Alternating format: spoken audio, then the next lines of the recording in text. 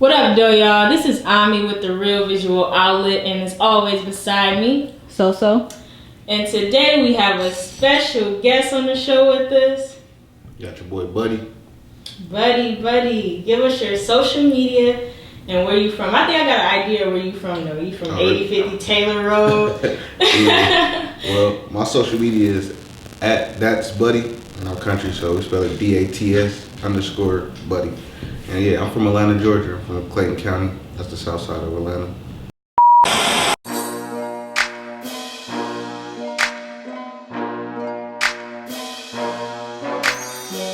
You know, I was born there. Oh, yeah? I was born in Atlanta. I lived there for about 2 weeks. And then I was a Detroit raised baby. See, it was opposite for me. I was born here, but we moved to Atlanta.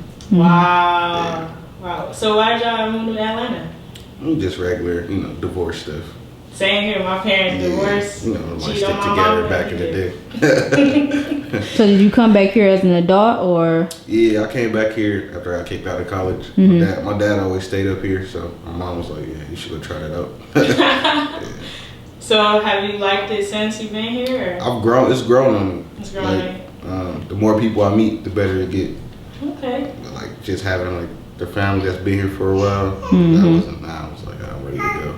But like the more I network and just meet friendly people and people teach me other stuff about Detroit, I love it. Like I plan on moving back to Atlanta, but I'm always gonna come back here. Always come back to the city. See, that's surprising, because a lot of people in Detroit, they want to move to Atlanta or move to LA or something like that. But see, those cities are already developed, and I see the potential of Detroit. Down here, yeah, we definitely see the potential too. There's so many artists down here, that if we just kind of put our chips, in the right places and stuff like that, then look, we could be the next Atlanta, the next wherever, really. It won't take no time. And just the fact that the economy stuff up here, the cost of living, it makes it dope for young black people that want to own stuff. Right. So, I see the potential that can happen here. Right. So tell us how you got off into music. Well, I really started making music as a kid. My mom was a pastor, and my stepdad, and they used to try to make me sing in the choir. I wasn't with that. So they had an alternative program at our church for these guys that were rapping, and so my mom made me get in a rap group with them, and I liked it from there. But I knew I didn't want to make church rap music. So the older I got, I kind of drifted off from that, just writing raps on Facebook or whatever, poems. So how was it drifting off? Was your mom kind of mad at you? My mom didn't even know. My mom didn't know. Nobody knew I wanted to make regular music. I just stopped making church rap music, and I started doing videographer. In our church, you had to do something. So I did the videographer part in the back of the church till I graduated and got out the house. So you was incognito. I was going to stand in the back. Because I didn't never want the conflict of I was probably a badass kid in my neighborhood, and then you at church rapping now, huh? You know what I'm saying? It just don't go together. So I didn't want that to go back on my mom's name. Her son bad as hell at home, but he in church rapping. They ain't go together at the time. But from there, I went to college, and I kind of left it alone until one weekend I got left at college. All my friends went back home. Me and my parents weren't really getting along, so I didn't go home for all the holidays. And I stayed at the school with one of my friends, had an old iPhone, and it had a T-Paint app on it. And I just basically used it as a studio. And made a whole mixtape on there. And after that, I'm just I like the way this sounds. I'm gonna start making music. And even then, I didn't take it serious. Moved back here, didn't know nobody. So fuck it, I'm gonna go to a studio and find me a studio. I went, I loved it. It was therapy from there on out. So you got a chance to, did you vibe with the producers and things of that nature? It was just more so I was able to just, I was just writing music, but I wasn't recording it. So I didn't even know how I sounded, none of that. So when I did it, I just more so fell in love with the process of making songs and how they was coming out. But still, I was kind of shaky on putting it out for a while. So, I put 2 mixtapes on my SoundCloud, but I didn't do the promo. I didn't do no push with it. And then this time, my girl, I had these songs for about 2 years. And my girl, what you gonna do with this? She listening to the song, she hyped, she listens to them all day at work. Everybody I send the songs to, they like them. So I just forget it. I'm gonna put it out, stop procrastinating, see what happens. We saw a post where you said, you were living out of your car. Yeah. you know, jobless, things of that nature. And Nipsey Hussle, you know, he recently passed. He was the one that helped you get through, you know, those hard times. So tell us what it was like, you know, in that moment for you. You know what I'm saying? I guess just trying to, you know, figure it out, you know? Well, yeah, it was around the time, like, I had just moved up here to stay with my dad. And some stuff had happened with him and his now wife. So, like, I didn't feel comfortable just going to stay at another relative's house. You know, like, I'm back and forth sleeping on couches, you know, all my clothes in the car or whatever. And at the time, I remember my friend from LA, he had put me up on Nipsey when we was in high school, the Bullets Ain't Got No Name mixtape. And so he dropped another mixtape, the Crenshaw mixtape, and I was watching the interviews. And he was speaking on the book called Contagious. And like, so the Contagious book was talking about basically a hustler's mentality on drawing attention to your work. Like, you know, making sure your product is better than others, knowing your real worth of your own product. Like, if Gucci can sell something for $1,000, we can too. So basically, like, stuff like that. And with me having a dream of wanting to make music and always being into fashion, it kind of collided with the things that he was saying and how he believed in himself. So from there on out, I just kind of like was studying his moves. I went back and watched all the stuff he was doing, like how he was talking about ownership over your own music, the masters, not accepting a regular 360 deal, you know, stuff like that. And after that, I just was just watching all his moves, and it inspired me to watch him go from working in this, or trying to sell his stuff out of this parking lot, to owning the building. Like, that's something that I wanted to do. I wanted to eventually tell the story of living out my car to I was living in a nice apartment or a loft or something with a lake in the backyard. You know what I'm saying? Like, it's a lot of people like that that's young and don't really know what's gonna come next. They just need somebody to relate to them and tell them how, you know, how they got through it. Absolutely. You know, that's really what you can touch people from different ways. Just music, anything you do, you can touch someone. You could just say hi to them. And, you know, like it can really make a difference. You know what I'm saying? So you going through those experiences.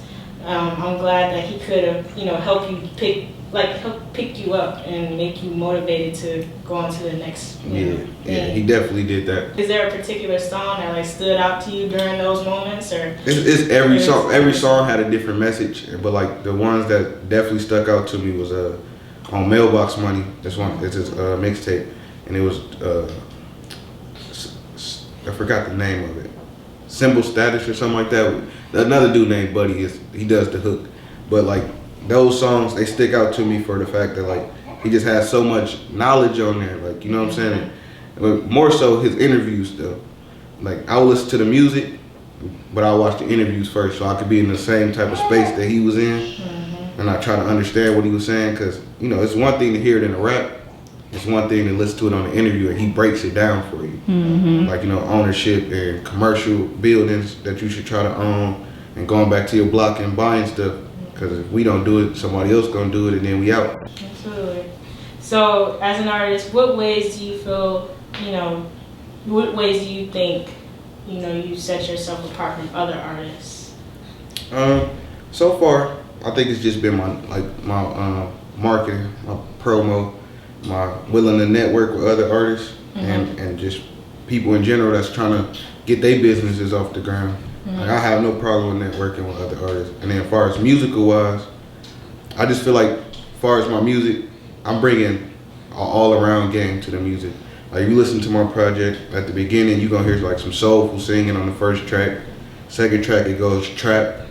Like the first three songs after that is like trap sound. Then when you get a little bit further down in the album, you're gonna hear like some pop stuff that could probably be played for R&B or like in the pop sounding area. And then for the end, it's like that inspirational, grimy, Meek Mill type music. Like, you know, so I think my music is just well-rounded. Like, I can go in any lane. Now, do you want to collaborate, you know, with anyone? Yeah, right now. Because I see, you know, you posted some pictures of like Nisha and Shay. You ran into Royce the 5'9". Yeah, I ran into Royce the 5'9" some years ago. And that was another reason. It was like a wake-up call. I had all these songs recorded, but I was still kind of like iffy on myself. And now I be thinking, I wish I had just gave him the music or told him to go check it out. And then Nisha and Shay, I had a show, and she was the headliner for the show. And I wish I would have got a chance to chop it up with her a little bit more, but we connected on the fact that I dedicated the show to Nipsey Hussle before she ever even got there. And she did the same thing when she got there. So then when we got to take the picture together, we kind of chopped it up about that. And hopefully we get to work together. But right now, I'm looking to work with other artists. My main artist that I'm looking to work for, I finally got a verse from him right now, Samuel Shabazz. So, I mean, any other artist that want to work, I'm down for it. Like, I love collaborating because it makes my job easier. So, what are your thoughts on the Detroit rap scene, or even versus the Atlanta rap scene? Because you know you were living in Atlanta, and you know, do you notice a difference, or do they all kind of tie in for you? To me, it all ties in for the simple fact that, like you said, a lot of people want to go from here and go to Atlanta. Like, everybody think that Atlanta is basically the hub for music right now. Not knowing that, like, Atlanta, I ain't gonna say like idolizes like Detroit culture, but like, cause everywhere does at this point, and I don't think we really realize it because we're here. But like, you notice like everybody that comes out of Detroit, people gravitate to him. They be like, he from the D or whatever. But like, far as the music, the sound, I love that it's getting diverse. Like, at one point when I first moved up here, and this is a funny story too, like, the Doughboy Cash Out sound was so big, I liked it, but I ain't gonna lie, it kind of scared me. Like, every time I see a grimy dude in the car, that's what he playing. Like, I feel like it's about to be a drive-by or somebody about to get robbed or something. He said I was a little scared. You know what I'm saying? Like, all you hear is the bass line. Right. My turn, and somebody pull up, you know what I'm saying? Yeah, I'm like, oh my God. Shit. Something about to go down. Or I feel like if I'm in the club, you know, somebody about to get to fighting or something. Yeah. Which, I mean, Atlanta, we had that era of like the Crown Mob era. Like, that's the era I came up in. Like, yeah, you know, you go to the little skating rinks, knuck if you butt, come on, it's bound to be a fight. You know what I'm saying? The boys Cash Out, it was mob. Like, yeah, it was mob. It was different. It was a different way. So but like, now that like you got your Sada Babies, you got the Samuel Shabazz, you got your Travis Chandlers, you got Rocky Bad.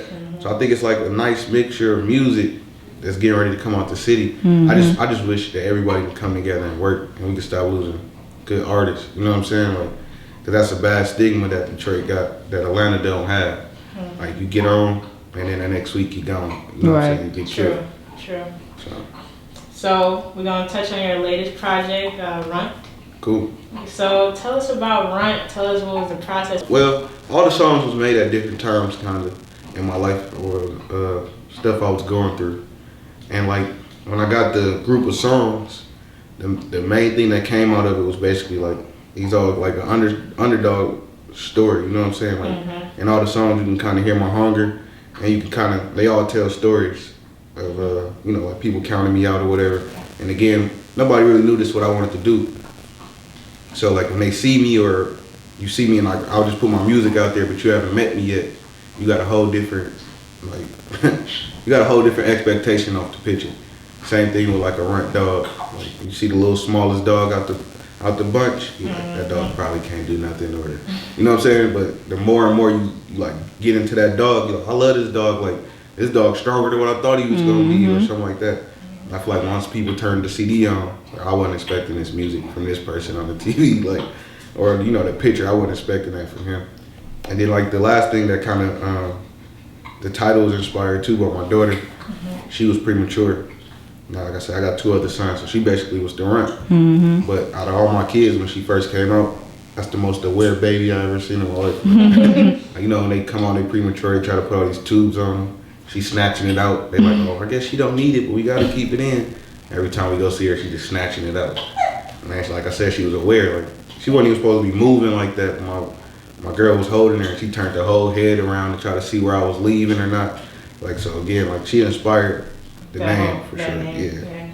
I see she got good eye contact and everything. Yeah, she alert. Yeah, she got her own YouTube page too. Oh wow, what's the YouTube? Club of More. Club of More. Yeah, I gotta check that out. She's starting to talk and everything on there. It's crazy. Wow, that's what's up. So what's something you want your supporters to get from your content?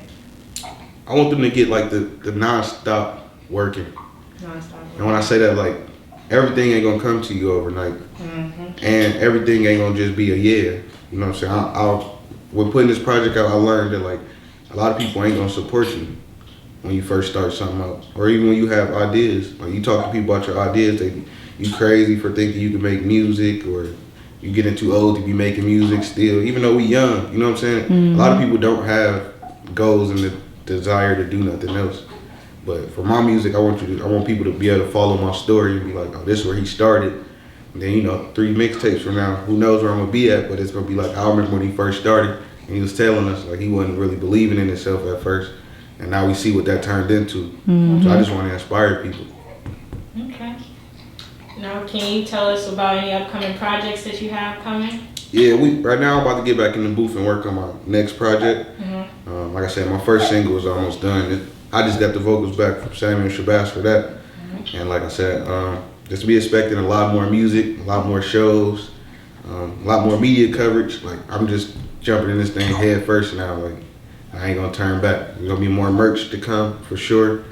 And like I said, we just about to run it up with this. Now, can you tell us a fun fact about you? I can hoop. He said I can hoop. Yeah, I don't think he said that with comment. Yeah, like a lot of people see me like and be like, probably don't think I'm athletic or whatever, but I can hoop. I don't think a lot of people know that about me. Like, that was my first thing that I thought I was gonna be able to do. Well, in the Detroit scene, they be putting up a lot of money for the for hooping and stuff like that. You gonna have to get in for it. I ain't never lost no money on hooping. Be confident. I ain't never lost no money. Where can they find you if they want to hoop with you? Just hit the. I'm at LA Fitness on Sundays. In the summer, we have 5 Mile in Inkster and Redford. just at this man. Yeah. Right. At DM. Just one last question. So I had seen you said that you good at calling business moves. So tell me what you see now that you predict is gonna happen in the music industry. In the music industry, I don't know how long it's gonna take. But first of all, I see the Detroit music scene and the Detroit whole population, like far as like the abandoned buildings and all that stuff. I see that stuff like you said, getting gentrified if we don't do something about it. And as far as like the music scene, I see Detroit having a big blast onto the scene. And also, believe it or not, I think Jay-Z gonna end up selling Rock Nation. You think so? Yeah. Okay. All right. Conspiracy. We got. No, it just like that's what you do with the big businesses. You grow them to a certain point, and then you sell them. And like he's selling for more money, so he can go venture off into something else. But like this, what he did with Rockefeller, it became a point where Rockefeller signed everybody from Twister to I don't know ODB, and then next thing you know, they sold the business, and he got off into something else. So, like I said, I just see that coming soon. Him and Beyonce getting too powerful. Do you have any goals for 2019? Yeah, for 2019, I want to keep throwing out projects, and I want to get my face known a little bit more. Like I just made my first video, so like I want to get that out there a little bit more. Get more visuals. Yeah, and as far as personal goes, I think me and my family want to start owning properties. Definitely. It's the time to get into it. Yeah.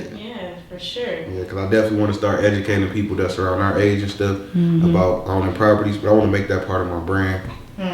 Because like I said, in a minute, I kind of feel like we're going to hit another recession, and then that's when the gentrification going to happen. Like, because it's already, the cost of living in Detroit is already low. So when the recession comes, where, the people with the money, the man, he going to be able to come in and just buy everything unless we start buying stuff now. Yeah.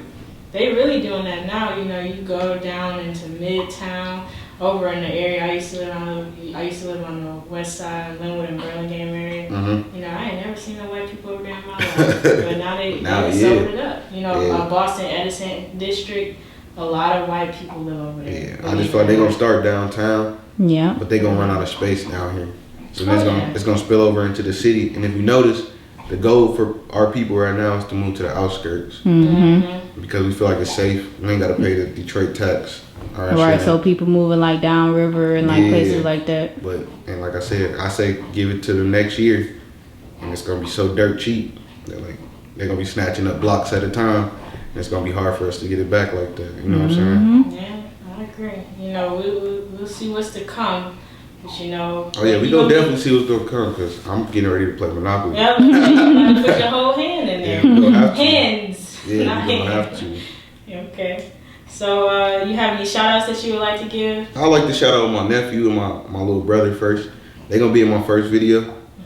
I know they was excited for that, just because my little nephew wanted to be an actor like already. So I thought that would have been cool to get him in. And my little brother was so shy, like when he first started school and stuff. Like they couldn't get him to talk. They couldn't get him. So for him to come out his shell and get into a video just because I was doing it, I thought that was pretty cool. I also want to shout out my fiance, Dejanae, my kids, RJ, Poppy, Noel, and my parents. My parents been, to me, I know it might not be surprising to them, they've been pretty surprisingly supportive of me doing music.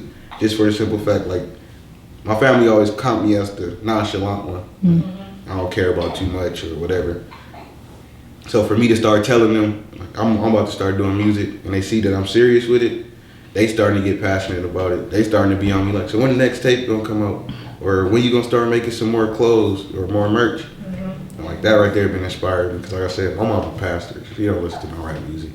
So now for her to send me, for her to send me videos of her dancing in the car and stuff, it's cool. So definitely my family, my sisters, all my boys from 8050 Taylor Road, they've been holding me down too. So yeah. We want to thank you for coming out to the I thank y'all for having me, man. This is dope. I'll definitely be back with every project. Absolutely. Yeah, for sure. We want to thank you. We wish you much success and keep on driving. Word. I was handling business, couldn't make time. I was in grind mode. I looked out for them niggas. I know them niggas thought I was damn fool. Now I'm ahead of them niggas. I can do this here with my eyes closed. Now I just flex on them bitches. They fronted on me when I was dead broke. Dead broke. Dead broke. When I was dead broke. When I was dead broke.